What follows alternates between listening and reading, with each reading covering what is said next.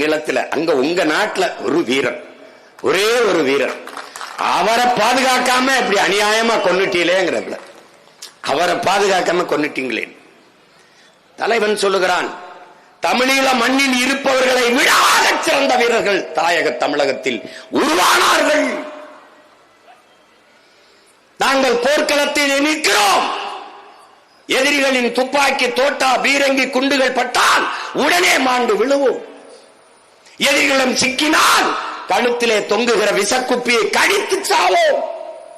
அடுத்த நொடியில் மரணிப்போம். ஆனால் அங்கே நம்ம உயிர் தமிழ் மொழி செத்துவிடக் கூடாது என்று உடலிலே நெருப்பை கொட்டி வெந்து சிறுக சிறுக சிறுக துடிச்சு செத்த வீரம் தமிழ்நாட்டு மரபனுக்குத்தான் உண்டு.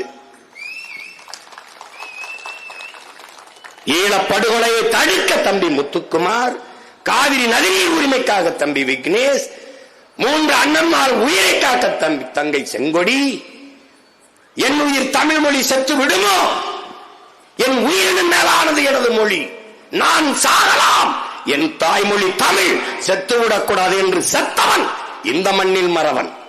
அதைத்தான் தலைவர் சொல்கிறார். அப்படிப்பட்ட வீரத்தை வார்த்து வளர்த்து எடுக்காமல் வெறும் வாக்காளர்களாக மாற்றிவிட்டீர்கள். மாற்றியவன் நான் அல்ல, இந்த திராவிட திருவாளர்கள்.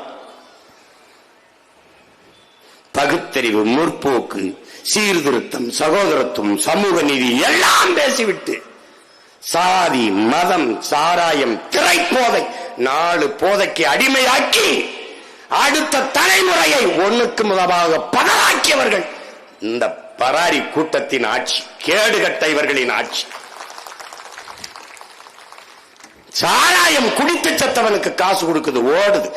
அவன் பிள்ளையை நான் படிக்க வைப்பேங்குது, அவனுக்கு அரசு வேலை கொடுப்பேங்குது, 10 லட்சத்தை எடுத்து கொடுக்குது. எல்லா பையனும் போய் பார்க்கிறான். சட்டப்படி குற்றத்தை கொழுப்படுத்து போய் குடிச்சு செத்தத நடிகனை பார்க்க போய்